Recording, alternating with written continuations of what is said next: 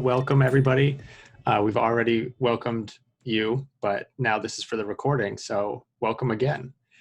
Like Kate was saying, we're going to be talking about applying to graduate school and really focusing the bulk of our time on the process and what that looks like. So we'll start by just introducing ourselves and who we are. My name is Dustin Harridan, in case you didn't already know that. I did my undergrad at the University of Denver, and I double majored in psychology and philosophy, which are two great majors to really open up your job prospects there.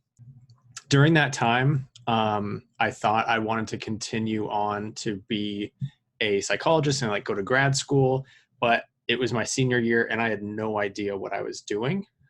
So I kind of panicked and ended up applying to golf schools where I would be I would train to be a head pro at a country club or something.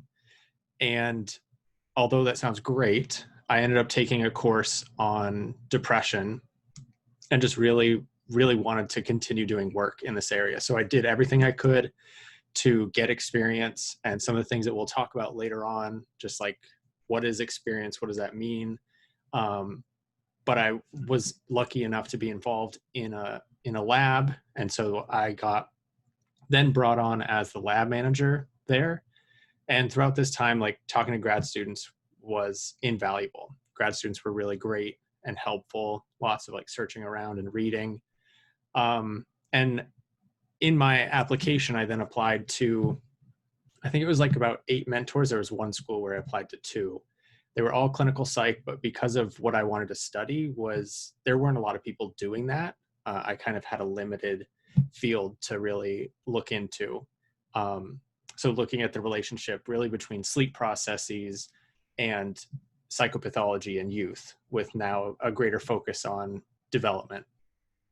And this is weird to say, but I'm a 6th year.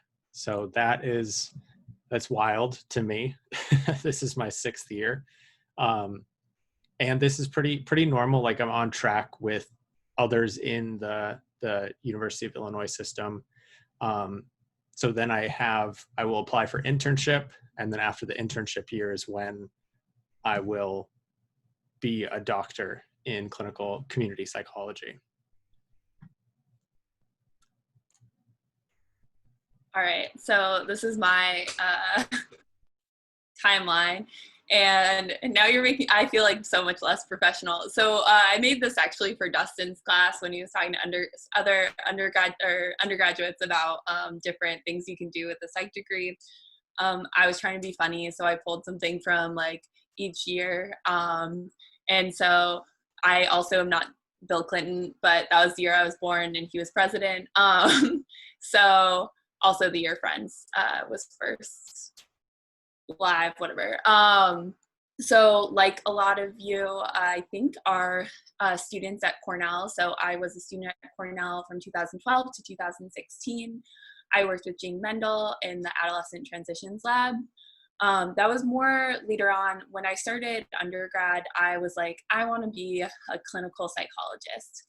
And I actually met with a clinical psychologist who was working at Gannett, and I was how do I become a clinical psychologist if I don't want to do any stats work, or I just want to be the idea person? Can that be a career? And he was no.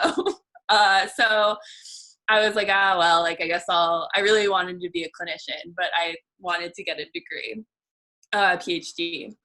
And if this sounds familiar to you, I think a lot of people in the beginning of the journey, it sounds really cool to get a doctorate, and you want people to sit on a couch and listen to you and take their advice. I'm sure most of you know that's not the case now, but yeah, I knew that by the beginning of my freshman year, thankfully. But then I became interested in a summer project in Dr. Mendel's lab, and I suddenly realized that I really liked research. And I actually, again, really wanted to apply as a senior. We'll talk about this in more detail later, but a lot of people were some people get in out of undergrad, but I wouldn't do it. And I was you said some people, I could be some people. And so I applied out of undergraduate, and I got waitlisted at University of Maine. And I thought that would be like just the worst thing that ever happened to me because I've had a really good life. But instead, I got a job at the Women's Hormones and Aging Research Program at Brigham and Women's Hospital. And so I worked there for 2 years and embedded within a psychiatry department. That was like a really valuable experience because I had been embedded in like a developmental program, and psychiatry was a totally different place to be, and the way they ask research questions and the lens they use is completely different. But I also found that I wasn't getting the experience I needed to get into a clinical program. And so I randomly emailed Ben Hankin, principal investigator, and asked if he had any jobs because I really wanted to work for him. And he said maybe, and then maybe turned into yes, and yes turned into me packing up and moving all the way to Illinois, where I've been project manager until Talia, who's on this call, took over for me. And this is where I met Dustin. This last year, I applied to both clinical and developmental programs. And we can talk about that a little bit, since I was still, even after 4 years, unsure whether I wanted to go clinical or developmental. I got into a clinical program and several developmental programs. And I made the decision that I wanted to just do research, and like developmental was not just research, but I wanted to do research, and that developmental was really important to me. And so I'm headed back to Cornell. So I might see some of your faces next year via Zoom, but probably not in person. So yeah, that's me and my background and how Justin and I hooked up. Oh, sorry, I'm trying to forward the slide. I got it. So really one of the first things that you may be thinking is like asking questions of, should you apply? And then after that, you're like, yeah, I'll apply, whatever. You maybe have a little bit more enthusiasm, but you probably all do. And then you think about what are some programs that are right for you. So some questions that you can ask yourself are things like, what do you like to do? What do you want to spend time doing? And one of the things that I really noticed is after you're involved in a lab, or maybe in classes that you're in, that there may be particular topics that you find yourself asking more questions about or thinking a lot more about. And those are the things that you want to pay attention to and really take note of, and focus real on like, what are these things that you want to do when you move forward? So some of these questions we'll continue to talk about, and like, how do you find out what these steps are? Kate, do you have anything to add there? Yeah, so I think some of you had questions about like how long it takes to get a PhD, and what like costs are to applying. And I would say that the should you apply, some of that gets answered by having post-bac experience, and some of that gets answered by your time in undergrad. I was someone who, again, as I mentioned before, was like, I should apply, I should definitely apply, and kind of went about it before I felt like, now in like retrospect, before I had a good like grounding about what a clinical degree and what any PhD in psychology is involved with. So just like the amount of years, 4 is the absolute minimum. And I remember hearing that and being like, yeah, I could do it in 4. But I think once you're actually in a program, a lot of people feel like they want a 5th year, they want a 6th year, in order to like apply the skills that they're gaining to give themselves a better chance in the job market. And it is such an adjustment into grad school. So I'm sure Dustin could talk a little bit more about this, but just the amount of time and that it even takes to get there, and the costs, which we'll get into more, both monetarily and personally, it's no small venture. So if you want to go into this, then I think you should spend some time thinking about what trajectory you want for your life, and how a PhD or going after a PhD might impact that. Yeah, I think clinical psych programs are particularly lengthy when compared to other PhD programs in psychology. just because one of the things is that there is a year of internship right after that you have to complete. So it's like, you could think of it as a residency where you go and you do clinical work for a year, and then you apply for postdoc positions. So this is after your PhD, you get another position where you're doing some more advanced things potentially. And really all it is you're building up this case for applying to the job market. Like what Kate was saying is a lot of times you're wanting to apply these skills and get more experience in order to be like to be competitive on that job market. And if you realize, like, we can spend more time towards, like, as we go and talking about what are the differences between all these programs, and that can really help where you want to go. So if maybe taking a different approach where you don't have to spend 6 or 7 years, that's usually about the time for a clinical PhD. If you don't want to spend that time and you just want to practice or you just want to do other things, then there may be other programs that would be better suited for you. Yeah, so just to talk a little bit about those programs, Dustin's actually a really good person to do it because he is clinical, and clinical you kind of see the other sides. I can talk a little bit about my decision to do clinical versus developmental, but first I know some people had questions about what's the difference between a PhD and a PsyD. So Dustin, I want to throw that at you if you want to say PsyD versus PhD versus MS. Like, what do you get out of it, and what do you have to give, what time do you have to invest to get it? Mm-hmm. Yeah, so I think usually when you think of, oh, I want to be a therapist, and that may be something that you're particularly interested in. You want to do therapy with people.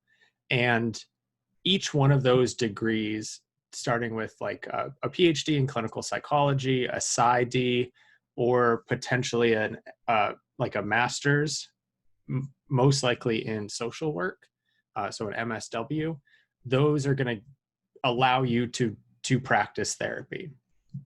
The amount that your time will be spent doing those things is what's going to vary. For example, in a clinical PhD program, that can be a very small portion of what you're actually doing. A lot of PhD programs in clinical psychology are focused more on the research and wanting you to apply yourself in a methodological or a statistical, or really being able to produce research. That's their top priority for the majority of clinical psych PhD programs. Of course, there might be some that have more of a split or more of a balance, but most of them that you think of at what is called like an R1 university, so like a very research heavy university, those are going to be more focused on research with very little focus on applied. And when I say applied, that's like clinical work, that therapy side. That doesn't mean though afterwards, if you want to do therapy, you can go on internship, you can get your hours, and then you can practice. Like, that doesn't limit you at that point. It's just the training that usually comes into play for a clinical PhD program is going to be more focused on research and less so on practice. Whereas a PsyD, the majority of, again, are going to be the flip of that, where they will focus more on you getting hours, you doing therapy, and really practicing that skill. There are some that have more of a balance towards like doing some research and doing therapy, but most of it is going to be focused on therapy. One of the other big differences that I wasn't aware of when I first started thinking about my life after undergraduate was that the majority of clinical psych PhD programs are funded. So that means you don't have to pay anything out of pocket, other than maybe like pieces of your soul or things like that. That's chump change though. Whereas PsyD programs, you have to pay for. And usually that can be very costly. Then when it gets into, so like master's programs, I'll focus on master's in social work. That allows you to do therapy. You're able to practice, but the cases are going to be a little bit more limited in what you can see. So I could talk for a very long time about this, and I think we all, well, Kate and I could. So we can pause for questions, or we can save questions for the end if you have any that come up. But there are lots of nuances, and we'd be happy to have that discussion. Yeah, and we can have future talks where we go into detail about that. It's also, I think, just like worth saying that there's a real benefit to reaching out to people who have those degrees in your social circles, or which is like less likely, or just sending an email. I think that everyone in this field, my impression has been anyone I've ever reached out to has been like really warm. If you're coming from a genuine place of like, it looks like you're doing really interesting work, can you tell me about it and how you got to where you are? And I, haven't gotten really any of those emails because no one really wants to be me yet, but working on it. But I think I would imagine it's really gratifying to hear that people are interested in what you're doing. And so I think if people don't want to respond, they won't respond, but there's no harm in asking someone who's a clinical PhD versus someone who's got a non-clinical psych PhD. Or there's even, just to bring up one more, if you're interested in like the data science side of things, you can get a master's in like statistics or data science. And that actually can open up a lot of doors. And just, if you have any questions, you can ask them in the chat, but I do want to address one question I know someone posted, which is there any benefit to doing a master's? So the answer for people who are psych majors tends to be no. There are a few cases where that doesn't apply. And if you are a psych major and potentially you're trying to stay in the US to continue to be a student, there can be some visa situations where that might be a good move for you. I'm not going to over speculate into other reasons people might do it, but just to say, like, on its own, a master's in psychology that's not like a master's in counseling, or like an LCSW or an MSW, just an MS in psychology, it doesn't get you really anywhere. There's not a huge job market for people with masters in psychology. It can be potentially a leg up in getting into grad school, but I think the drawback is you do have to pay for that. They tend to not be funded. And you're gonna get a master's along the way as you do a PhD. So you could get a cool, get to be an MAMA or like a mama, but other than that, there are, there's the financial cost. So just wanting to be sensitive to that. I made the decision I had no desire to pay for a master's program. And so for me, it wasn't really a decision point, but I know some people are deciding between master's and post-bac experience. And I think post-bac experience can be really valuable if that's for you. And that brings us to our next slide. Yeah. So as you can tell, Kate and I can talk about this for a very long time. So I'm going to put her on the spot and say that we are both open to getting questions later on to, like, you can use us as a resource, because this, although everyone after the fact seems to know all of these things, there's never really kind of like paying it back. And so we want to make sure that's kind of one of the goals of us doing these meetings and having these talks, is to make sure that everyone is well informed with what they want to do moving forward. And we're happy to be like connections to other people. If you have a question, we'll do our best to connect you to someone who might have the answer. But I remember when I was at Cornell, professors gave this talk, and just the application process is very different from 10 years ago and even 5 years ago. So we kind of think there's a benefit to having recent applicants like me, also George, and then near recent applicants like Dustin, who are through the process as guides and people who can answer your questions. So getting experience. So Dustin, if you want to talk a little bit about what you think about getting experience and what you would recommend. Yeah. So I think when it comes to getting experience, it can be very beneficial to taking time off from being a student. This was something that Kate had mentioned earlier, but just the fact that you're it can be very difficult to come straight from undergraduate to applying for graduate school. That does happen, like Kate was saying, that there are some people that can do that, but it can be very exhausting and draining because you are just continuing as a student while things are shifting to you now being a researcher. And I think we both agree that taking time off when you can, hence the little alarm clock that we put on there, is it's good to have that break. You're able to then look at other experiences. If you're a post-bac, you're able to talk to other graduate students and get a better sense of the land before jumping into a single program. And we talked a little bit also about like getting a master's, that it can be beneficial in some specific aspects, but on the whole, it is going to cost money to do these, whereas getting the same, maybe not as directed experience like you would in a master's program, but as a post-bac, you do still gain a lot of experience in getting to interact with faculty members potentially or other graduate students. Even though it's within one single program, you get a better sense of what's kind of going on.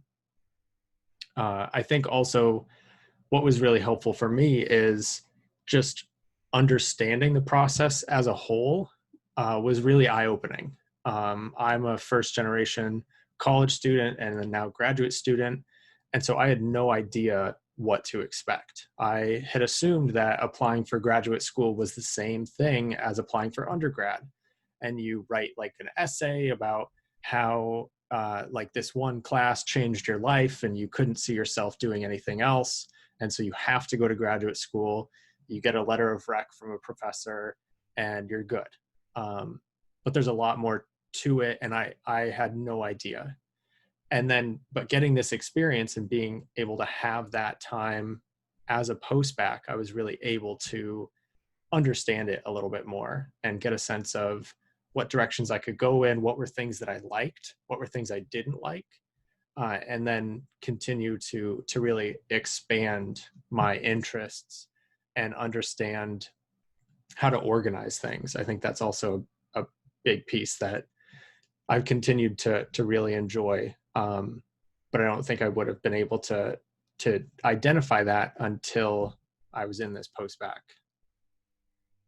So Kate, what else do you have to say on getting experience? So for me, I have from like two levels. There's the being a strong applicant level, which I have a within person study N equals 1 of. And then I also have a, science nerd joke for you. No one's laughing. That's okay. I'm going to assume it's because the mute is on. But yeah, and then like also just like personal reasons. So to start with the less exciting, but personal growth reasons, I was really tired after a million years of school. So 16 years of school, especially at like difficult undergraduates or where you're like really, you're struggling to get that perfect GPA, to like check all the boxes that you feel like are important to check. That's like really exhausting. And there's it's a different type of exhausting to have a full-time job. But it's also like really eye-opening. It was the first time in my life where I didn't have homework when I finished the day. And that was kind of amazing. Like I would go home and my time was my own. And that was my like first 2 years, especially in Boston, was a really, really fun time in my life where I got to live a little, like have a little more fun. Like I was making a very small amount of money, but I could occasionally spend it. And it was a really fun time. And Illinois was also fun. So no shade to Illinois, but that was really helpful for me. It also gave me like hard adult skills that I think you don't not everyone, I don't want to speak for everyone, but I did not get in undergraduate, because you do kind of have a protected space to like learn and grow at your own pace, which is magical and wonderful. And I hope everyone gets that. But also like being on your own. And I'm someone who came from a lot of privilege, but like earning money on my own and having that opportunity and spending 40 hours a week, like doing something. 8-hour days are exhausting when you don't have breaks in between classes. That was all really good for my work ethic, and it was also really good for organizational skills. So from a more objective applying to grad school thing, people see your undergraduate lab experience as good, but it doesn't get the same weight, I believe, as post-bac experience. Now, if you're someone who like needs to not take a job in a research lab, that's something you can talk through and like get experience in other ways. But if you are able to apply to research labs, that can really strengthen your application if you're planning on going into a research degree. If you're planning on going into more clinical work, you can do a job that's more clinical in nature. Additionally, like if you're looking for a mix, you can find a job that does that as well. In my first job in a psychiatry lab, I was seeing participants and like running drug studies. And then in my second job, I was doing more data cleaning and like very simple analysis. And I also had the opportunity to learn how to do clinical interviewing. And what I found is even if I liked people and I liked talking to people, overall, I didn't enjoy the clinical aspects as much. And so that helped me figure out what I wanted to do. And so it helped refine my research interests. So when I was applying, I felt like I was a strong applicant. I knew what I wanted to get out of my graduate experience. And then also finally, it just gives you letter writers. And so having letter writers is no small thing. We'll talk about that again further on when we're discussing this. But when you're applying, you want people who know you and who know your work ethic and know how you think as a scientist and potentially a clinician. And having people in like a workspace evaluate you on that can be very helpful. So I personally find that super valuable, and just as a time in my life, it's been a really great 4 years. And even though I didn't want to, I wanted to go straight to a graduate program, not having that happen was a fantastic thing to happen for me. So I'm just gonna look through my notes. It also gives you a good opportunity to meet a lot of people in different areas. So it's just, I hate the word networking, but that's the most applicable word. But you get the chance to meet people, take advantage of like whatever institution you're at. I think in my first job, I did a bad job reaching out to people because I was nervous about them like not wanting to talk to me or being too busy. And that's something I regret. In my second job, I think I took advantage of the opportunities a lot more and the people around me. And also if you get to work with graduate students, Dustin and all the graduate students in my lab were absolutely critical for me refining my research interests. And they also were the group of people who looked over my statements, gave me advice, told me about PIs who I may or may not want to apply to, like if they were a good personality fit, and had like insider info that I think was very helpful, and that PIs or professors who have been in programs and have been at their institution for a while don't have. And you get to make money and negotiate salary. Sorry, that's the final thing. And if you are someone who is negotiating a salary for your first job, then you can reach out to me and I can give you advice. I don't want to like speak to, like research shows that like women have a harder time getting what the salary that they deserve. And there are a lot of reasons why that's the case. But if it's a matter of like figuring out how to ask for what you deserve, that's something I can both help with and have you guys learn from my mistakes with. And it's not just open to women, but if that's something that you're going to do in the next year, you are also welcome to reach out to either Dustin or I to talk about that, Dustin or me to talk about that. Yeah, I think when it came to getting the research position as like a lab manager, project coordinator, it's always like, it can be very nerve-wracking to think of yourself as like, oh, I deserve this much money or this type of salary, but it's critical, and it can be very beneficial for you to really think about that, look at other areas, and I would definitely take Kate up on that offer. I have advice and emails and wording, so learn from me. And applying to grad school could cost a lot of money, so you want to take every penny you can get. And now on to kind of the process of what this all looks like.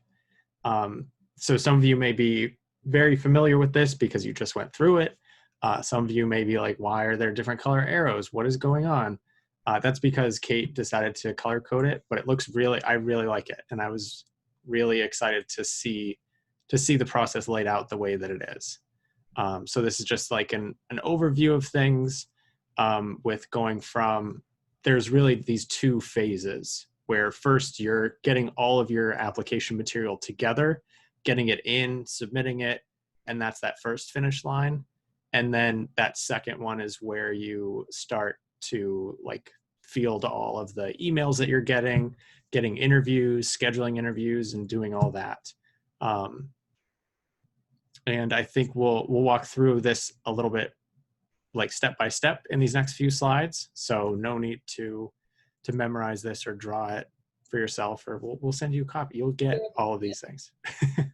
No, we'll also like, so two things. I didn't put GRE in this because it's a little further back. And we're going to talk about changes for 2021 / potential future changes that may or may not be awesome. But just to say, other than that, and we're also going to talk about phone interviews later on in like a month or two.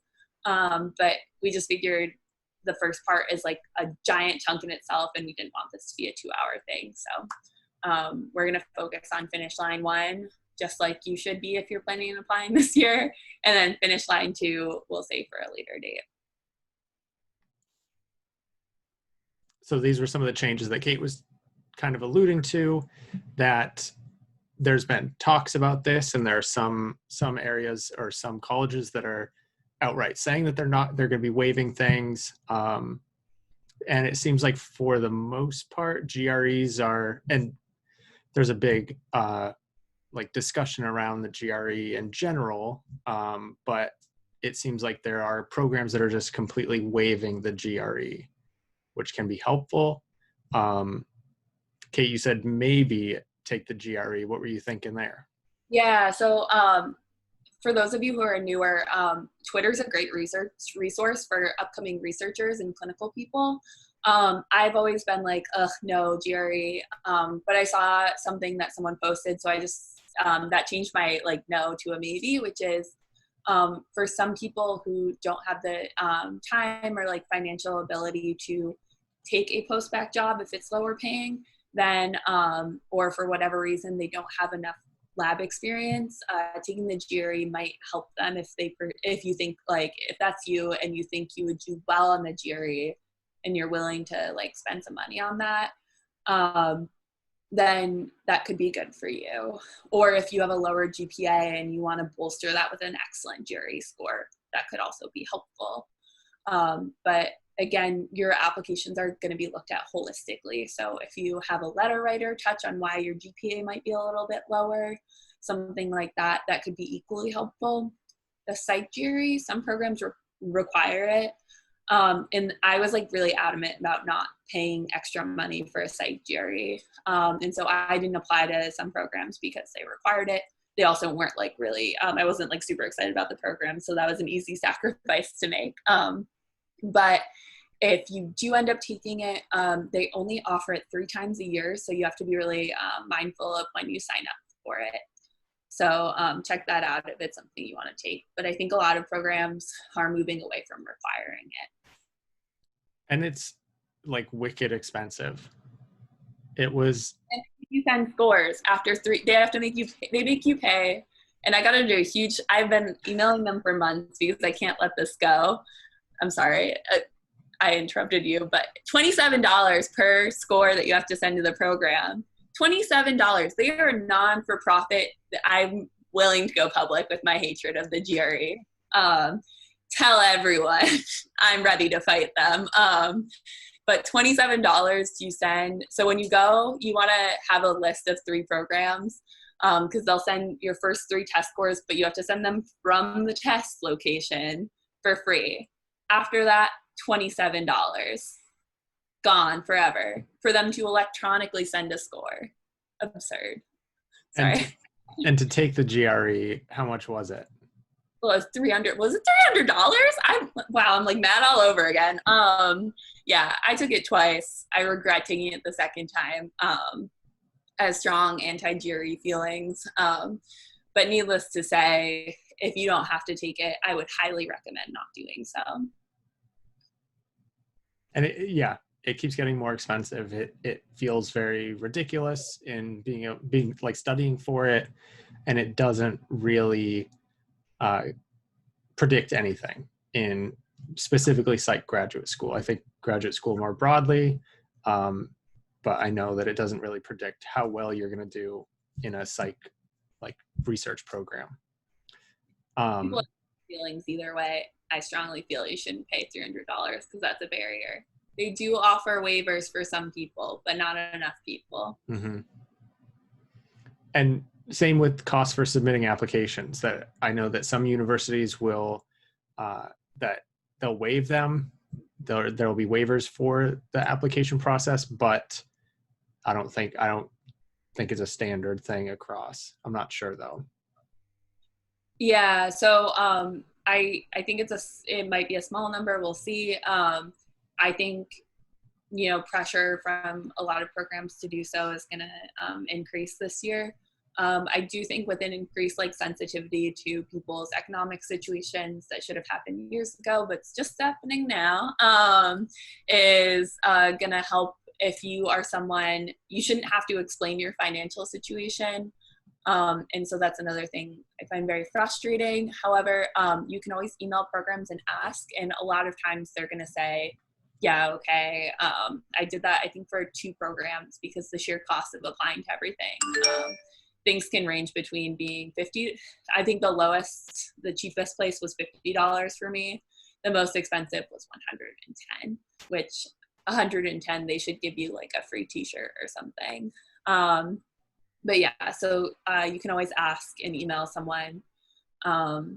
And I know for those who are at Cornell that they allow you to send your update from someone, $205 to take the GRE in the US. Absurd. But yeah, the actual, I lost my thought. Oh yeah, so Cornell, you can send transcripts for free, which is a really awesome thing the university does. I know most universities, there's a cost for sending those transcripts. So all in all, it can cost anywhere from $1,000 to $3,000 to apply. And so you're going to want to save during your post-bac years to do so. But also it's just, it's very expensive. And so that is something that Dustin and I really are hoping will change in the years, and we're trying to be more vocal about, but that is a reality. And I don't think that was stressed enough when I was an undergraduate and when I was thinking about applying. The great news is interviews are online. So for the majority of programs, unless something drastic changes. So previously they were in person, and most programs only do a partial refund if they refund you at all for travel expenses. But that's a huge chunk of change, and so hopefully that will not happen to you. Anything to add, Dustin? No, I get frustrated with all of this, and I think finances are always a barrier for almost everybody. And so by having these hoops that people have to jump through in order to just apply when they are equally as ready to do so, it's frustrating. And I hope that a lot of the developments that are being put in place right now will continue after the pandemic, and just moving forward. I don't know why these aren't the case.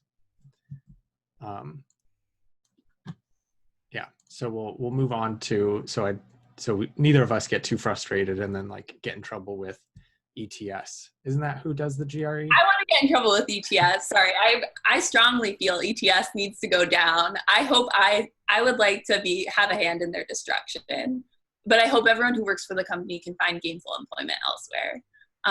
But anyway, I'll let you start after. Well, I've heard that they've done good things for test development. That was one of the things I saw on Twitter, is how they develop the measures and how it then is applied to other things, which is helpful. But yeah, that's cool. I'll look into that. Yeah. Okay. All right. So now maybe we've convinced you or not, or you already thought, hey, I should apply. Kate has done a really nice job. She has, you can see there's an image here. This was one that she actually was using in organizing like places to apply and mentors to apply to. But one of the things that you want to do is to first see who is doing work, like who's doing the things that you're reading. Maybe you're in a lab and you realize that a lot of things that you're reading that you're interested in all have a similar author. And that could be either a first author or an anchor author, meaning the last author on the paper. But you want to just start keeping tabs on who's doing things that you enjoy reading or that are focused on topics that you really like. And then you can look at like how much overlap then do they have with things that you're interested in or your own experiences. What experiences do they offer that you're interested in?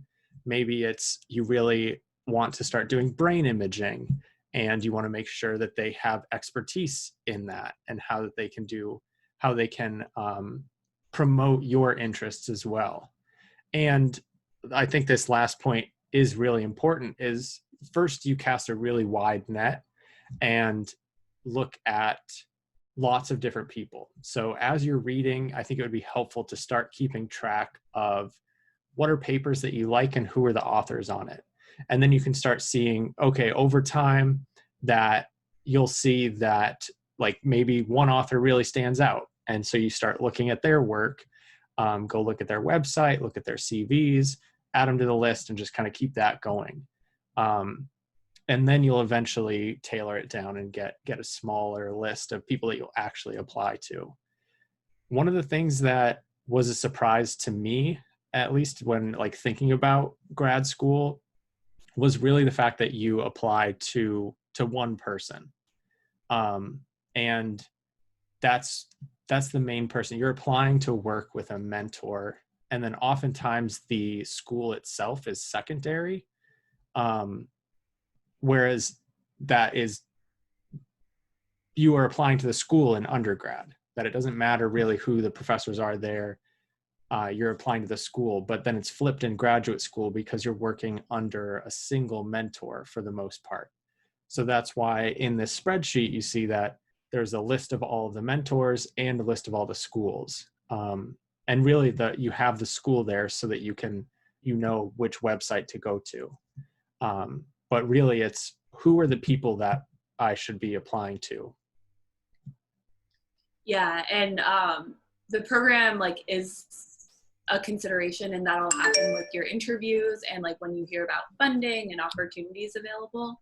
But as far as like your own both chances of getting in and actually like what do you want to spend time on is like if you just apply to a mentor because you want to be at like I really wanted to live in Boston, but there was only one program there that was a good fit for me. So I had to say goodbye to my Boston days.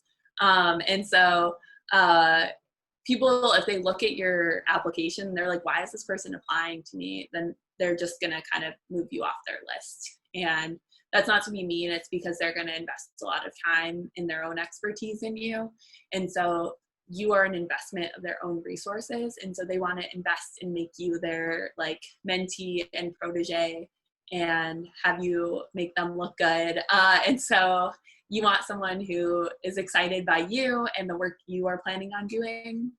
And also just to note, so I will share afterwards a folder with a bunch of resources, which you'll see George put in the chat, resources from Mitch Prinstein. So we have those in there, as well as some others that we found on Twitter and elsewhere. But I'll also include the document I used for organizing my own, like, who I'm applying to, and I have different tabs for different parts. So you're welcome to copy that for your own.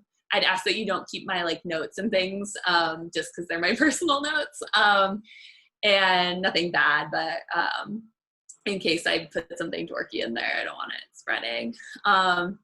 And you can kind of edit as like makes sense for you. I really like color coding all of my spreadsheets, and so I did started with this one for who would make it to the next list of who was accepting students. And a lot of these people looking back, I'm like, oh yeah, definitely. That's why, even though they were taking a student, I left them off. And there are people now who I'm like, yeah, it makes a lot of sense that I wanted to apply to them. But yeah, even if you want to go to a certain program, I would also say that program reputations for grad school are very different from undergraduate reputations. So I'm not going to give any program names as an example, but that would be bad. But a program Like that this one sucks as an undergrad, but is great for graduate school. yeah. No, but like they're like the best universities for like the most highly rated clinical psych universities might not hit the highest rated, and part of that is just like problems with the system in general. But also it's just don't get too caught up in the legacy of your college or university. Some people who aren't familiar with clinical psych, they'll give you bad advice, or psych in general. Don't be like me coming back to Cornell, was the process of me really liking the person in the program and divorcing it from the reputation. And I think, other people outside of the psych world won't see that, but that's just something to be mindful of.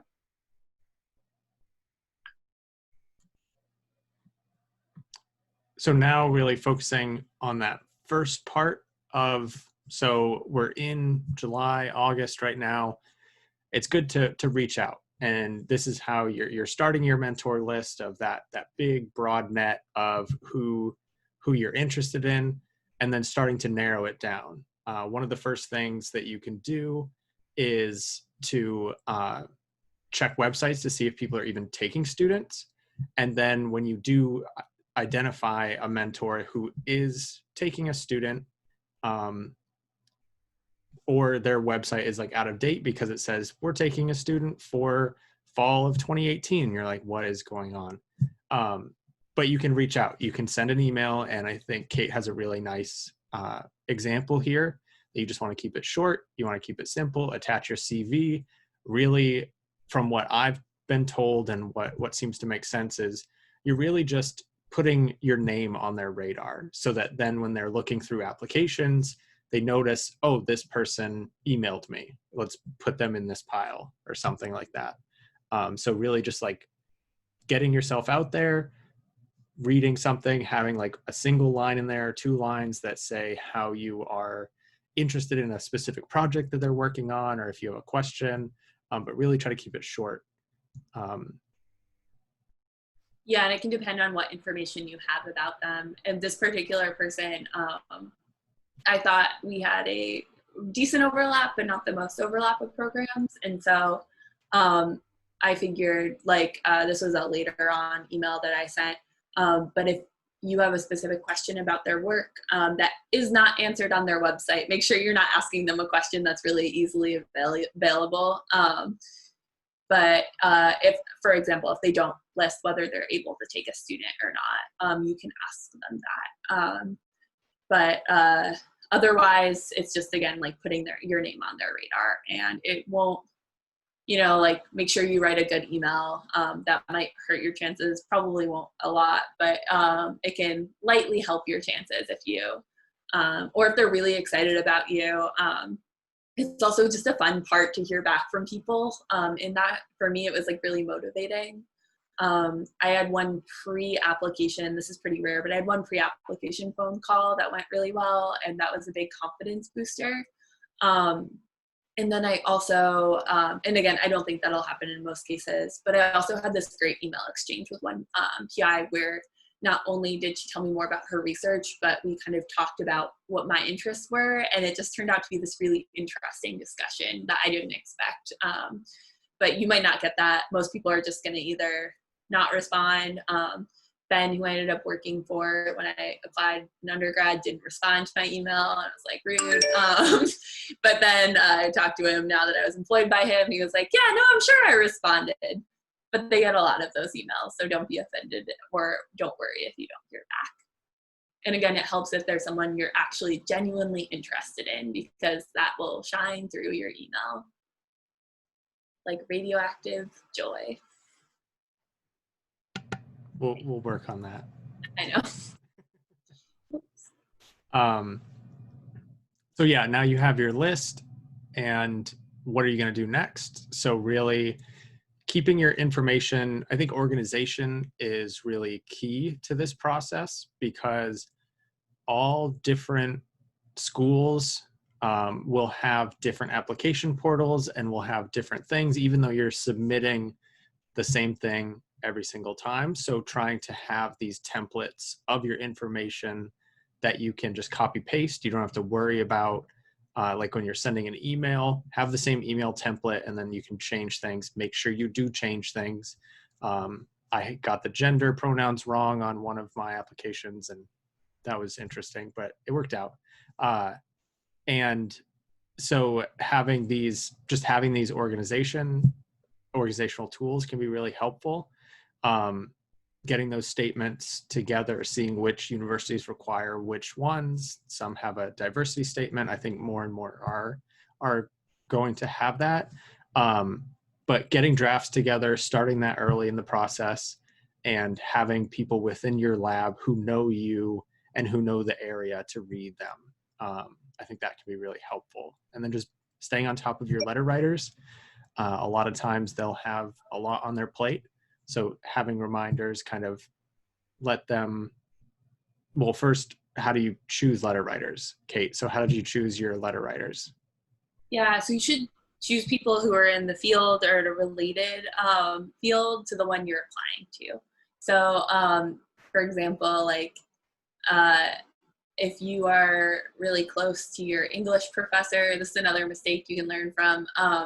One of my English professors, when I applied out of undergrad, I had him write it because he was well known in the English world. And his letter is very funny and not super enlightening for my career and potential as a researcher. They should also, I was like really worried about asking people who I knew, which is why I did that. I didn't feel like I had 3 people like go to. If you don't have 3 people like as your go-to letter writers who feel like they know you well, then maybe you need a few more years or a year more of experience. I remember when I first like became kind of concerned about that, I felt like I didn't know any professors at Cornell and I wasn't going the extra mile. So what I did, I made it a goal for myself to like develop relationships with professors and people who could help either mentor me or like guide me. And so I started being that person who sat in the front of class and like raised my hand and potentially annoying other students, not asking like annoying questions, but like asking questions that I actually wanted answers to. Whereas before I might've been too like scared or shy to ask. And also like reaching out to people in a polite and professional way, asking questions. And so after that, or you get your assigned advisor in college, so that's a great person to develop a relationship with. Set up regular meetings with them once or twice a semester. That can be really valuable, and then they get to know you. And so when they ask you, it shouldn't be out of nowhere. And when you do ask them, regardless of how well you know them, you might send them, they might ask, or you'll want to send them a CV, any publications or posters that you've done, and also your personal statement. So they know what you're applying to and the information is consistent, because you might have, last time you talked to them, you'd have been like, I'm totally clinical. And then they write you this beautiful statement about how you have all of these clinical skills and you decide you're only applying to research programs. This didn't happen to me, but I was worried it might. And so I had a clear conversation with the people who were writing my letters that this is what I was planning on doing. And have a bunch of people, just to like circle back to the middle one, to have a bunch of people look at your personal statements and your diversity statements. There's kind of 2 things you need to keep in mind with that is everyone's going to have their own opinion. So making sure you have your own voice is really strong, like a strong personal voice is good. So you're going to balance between getting a lot of feedback and making it a strong statement with too many cooks in the kitchen. And having confidence in who you are and like what you want to do is a good balance for that. Because I took a lot of the advice that people gave me, but every once in a while a little bit, was saying like, no, I'm going to keep this in there because I feel strongly about it. And I see that we're kind of at our time. We still have a few more slides. So if you can stick around, that's great. We're gonna save space to ask questions too. But that's okay if you need to hop off. This is recorded, so you can take a look at it later. Just wanted to make sure that we were all aware of things. And yeah, one of the things that I think really stands out is that this is a long process. So really trying to have those organizational tools in place before you get started so that they don't fall apart halfway through, or you're trying to put all these different things together and like, well, this is over here, this is on this thumb drive, this is on Google Drive, this is on my laptop, this is on my PC. And so trying to have a central location can be really helpful, like a central location for your data and all of your statements and things like that. But now, like in this October time period, this is where you're fine tuning things. And really, like what Kate was saying, is you're getting a lot of feedback from people, but still making sure that that central voice is yours and what you want to say and what you want to convey in these statements. Because this is what your potential advisor will be seeing, is this personal statement, your maybe GRE scores, getting your transcript, and really trying to piece together who you are as a person. So making sure that you have that central voice. And then, yeah, this bottom part is really important. Who are the people that are close to you, that are supportive, that you can lean on either personally or through this process? Just what are some ways that you can support yourself, because it is a long process. Yeah, relying on the grad students around. I've used them and now I'm not going to be friends with them anymore. Having the grad students in the lab I was working in supporting me was really, really helpful, and they got me to the finish line, both of them. And also I linked up, and one of my close friends is actually from my undergraduate lab in Dr. Mendel's lab. And she and I were applying together. We had a really similar kind of timeline for applying and rejections and so on. So leaning on each other and like setting up a phone call and having each other to commiserate with, but not co-ruminate with, was really helpful. And so that's like, it sounds cheesy and it sounds like something, but it's like a number one tip. Like, don't just like go into isolation until you finish applications. That's sad and not fun.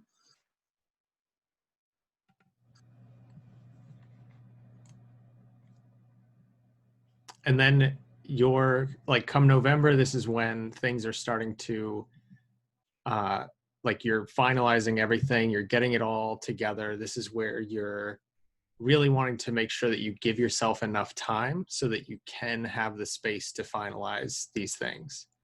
You want to just make sure that you have the correct school names in where they should be, or the correct PI names in all of your letters or things like that.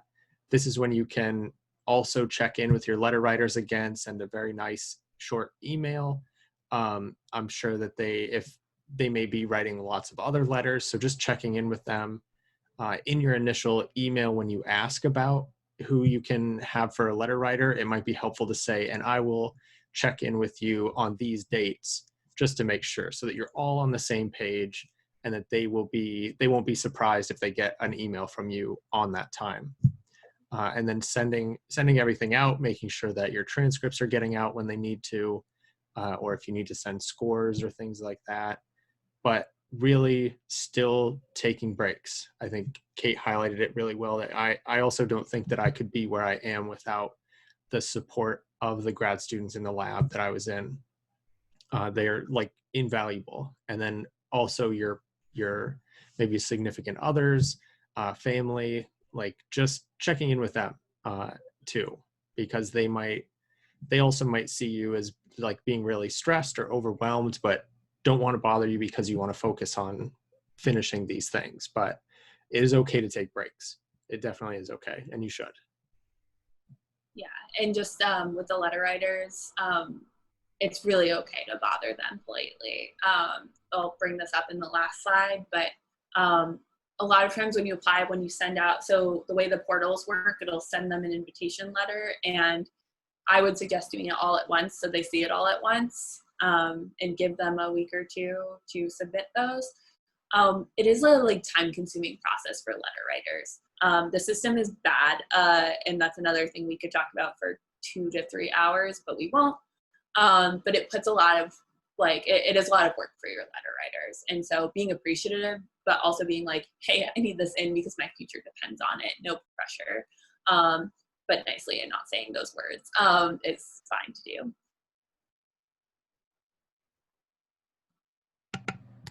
And then you've reached the finish line. Hopefully, you have. You will, and it will be okay. Like Kate was saying, it's okay to just check in with your letter writers, ask them if there's anything else that they need from you, wrap up those last few applications, and then you're at that first finish line. So definitely this is a time to celebrate. This is a time to really reflect on things and like check in with yourself and really be able to take a break, take a breather, do something that you really enjoy. And this might be something you set up before you even start applying, that you're like, all right, come December 5th, then I'm going to binge the whole season of whatever show you want to watch, so that you have that. But then like celebrate with other people too, as much as you can in this new, whatever world we're in, where you have to socially distance, but celebrate. This is you did a great thing. Celebrate the little milestones. This is a big one though. And that's actually a live picture of the members of the Yeti Lab carrying me across the finish line, December 1st, 2019. Yeah, celebrate. I think, yeah, so we can open it up to questions. What we might do is if anyone has any questions, now you can ask them, you can take yourself off mute. Otherwise we'll launch into like just maybe like 3 or 4, and the rest we'll address in a blog post that we'll send to you. But does anyone have any questions like right off the bat that they want to ask?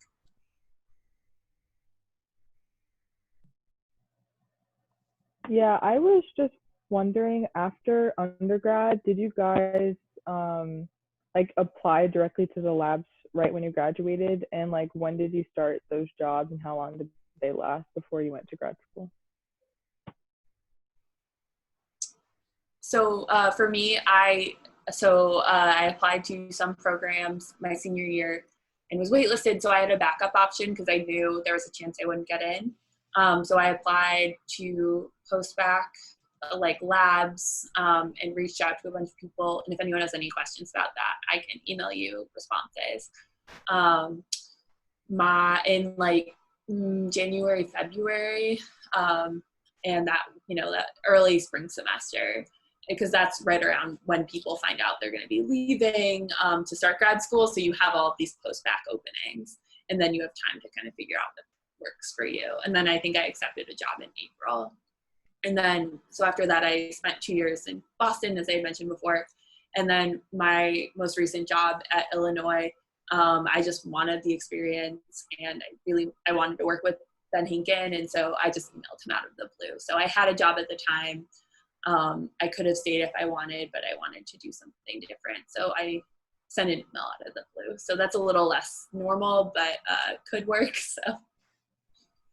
Yeah, and I was lucky enough I was an undergrad as doing like volunteering in that lab, and it was actually it's the same lab that I'm a grad student in right now. So at DU, when Ben was still there, that was the course that I took was him. He taught a course on depression.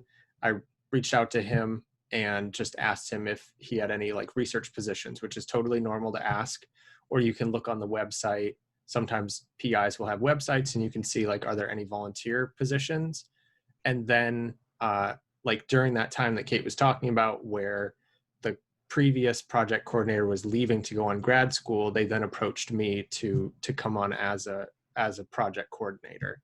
So I was lucky that things were all self-contained in that lab, but I think it could also be helpful that once you're volunteering and you have a good relationship with either other grad students or even the PI, that they usually have a good sense of where positions will be opening up either within a university, or they also have colleagues at other universities who are like, hey, I need a project coordinator. Do you know of anybody? And then that could be an easy way to transition to another lab. I've actually been seeing positions open up on Twitter too, that I think that Twitter is actually a really great place to start networking, and then also seeing what are PIs discussing, what are these big names in the field talking about, and how they interact with one another. But then they also put up like, hey, I have a post-bac opening, do you know of anybody? Or I have a postdoc position. And so that can also be a good way to look at those positions. That was a really good question. Thank you. Yeah, of course. Other questions, anybody?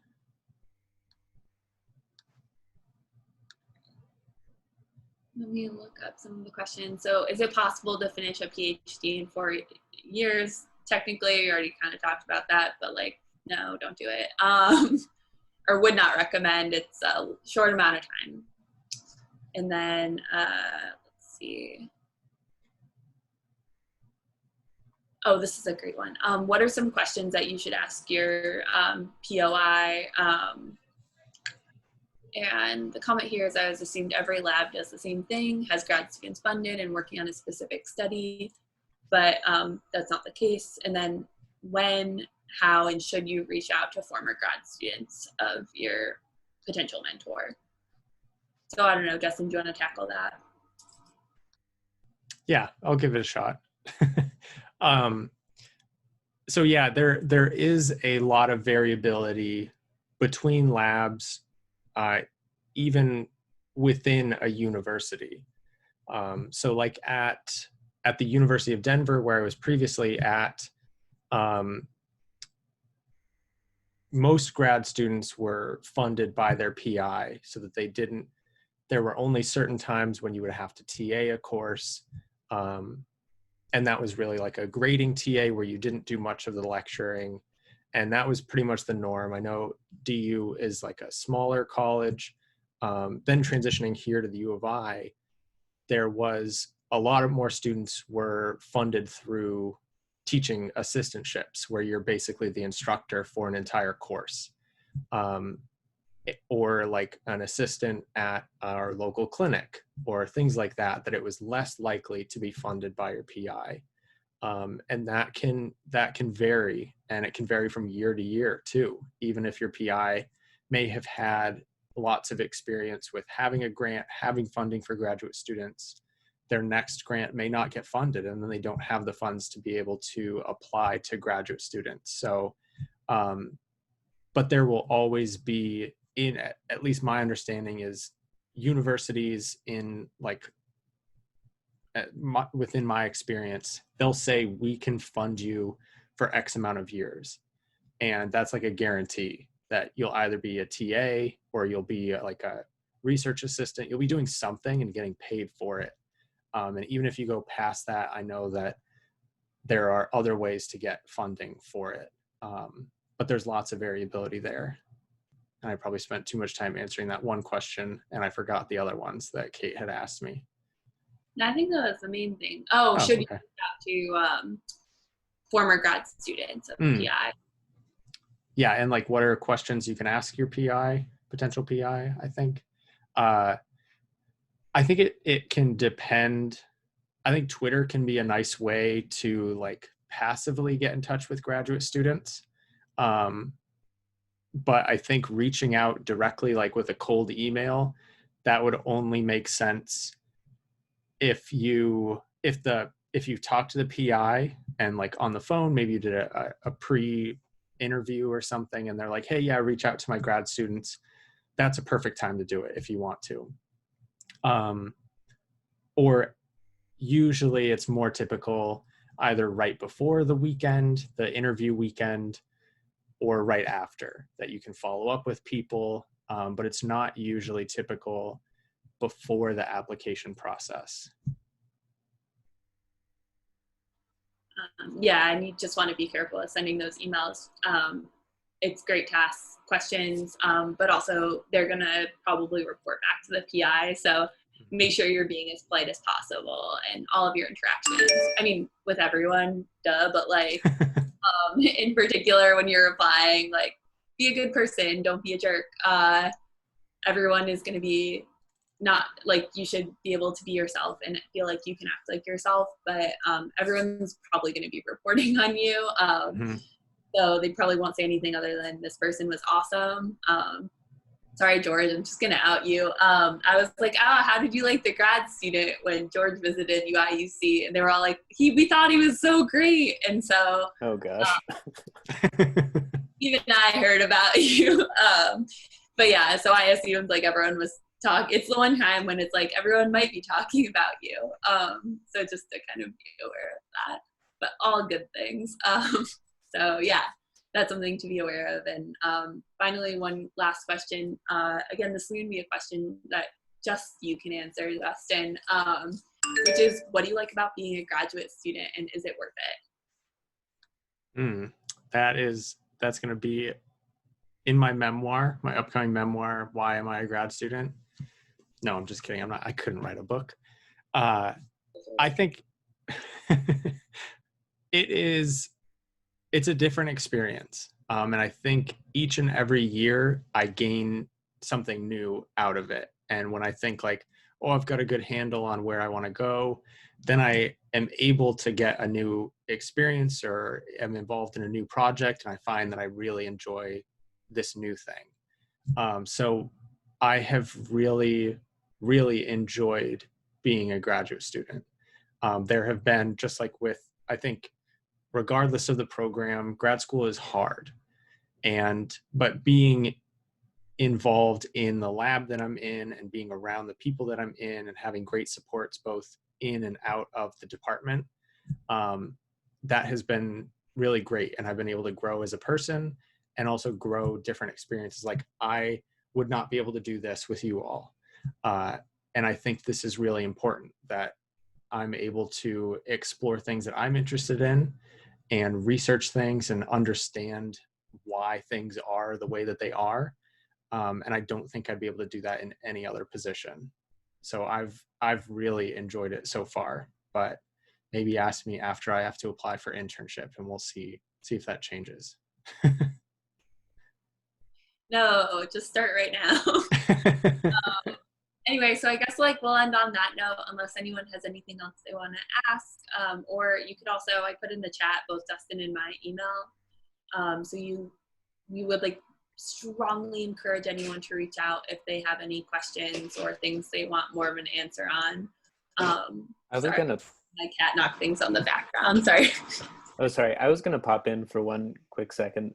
Yeah. Because I think all of this has been really helpful and definitely aligns with kind of what I've learned going through the process. And I think another important thing that is not always like easy to take to heart, at least, is that the rejections are not a reflection of your self-worth or of how qualified you are to be a graduate student. My first time I applied, I had one interview and that was it. And it was kind of shaking to me, you know, because you do things really well and you care about what you do, and then, you know, you get all of these rejections. So I would just say, like, don't worry about that. Don't take those things to heart, especially right now with everything going on with COVID. I think it's an exceptionally difficult year to be applying just because university budgets are going to be restricted, most likely.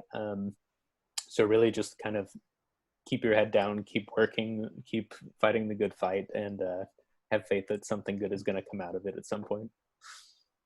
Love that. That's really nice. Yeah, I said this to someone once, and I feel like I stand by it, even though it's a little bit like finding your mentor and getting accepted is a little bit like dating. You can be a perfect match on paper, but you just like, they might not accept you. And you'll find people who got accepted to programs you didn't. Actually, for example, I just found out George got in and is working with the mentor who I applied to. And I think before, I know, this process, I would have been like, what does he have that I don't? And like, it's like we're different applicants and we bring different things to the table. And so I applied, I had a lot of overlap with a lot of other applicants. And so they're going to accept you in some programs where someone who might look better on paper than you might get rejected. It's a little bit of a coin flip in some ways, and wherever you end up is probably going to be the best fit for you. I know that's the case with me. I got accepted in a lot of programs I was super excited about, and it felt like kind of a dream come true after having a round where I got one interview and didn't get in. So it's always good for me to hear about some other people who deal with these rejections. So but if you fail it, sorry. Yeah, so it's not a perfect metaphor, but there's a match for you somewhere. And if you really want to go to grad school, it might take a few tries. But if it's something you're really passionate about, you'll find a way. Yeah, I don't have much to add really. I think that there's so much that is out of your control, and oftentimes it's even out of the mentor's control, that who is able to accept students, who's able to take students, and then, well, one person got a student in this area, so then they can't take a student. It's just all, again, I'm going to start getting frustrated again. So thanks for bringing that up. Being so hopeful. I was like, find a way.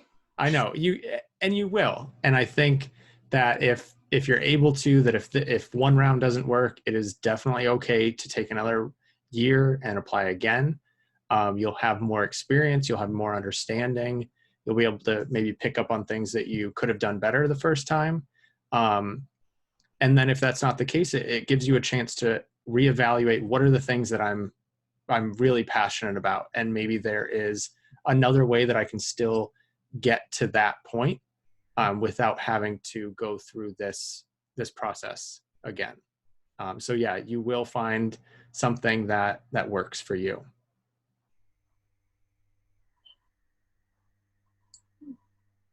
All right. Well, thank you everyone for joining us, and reach out, and can't wait to hear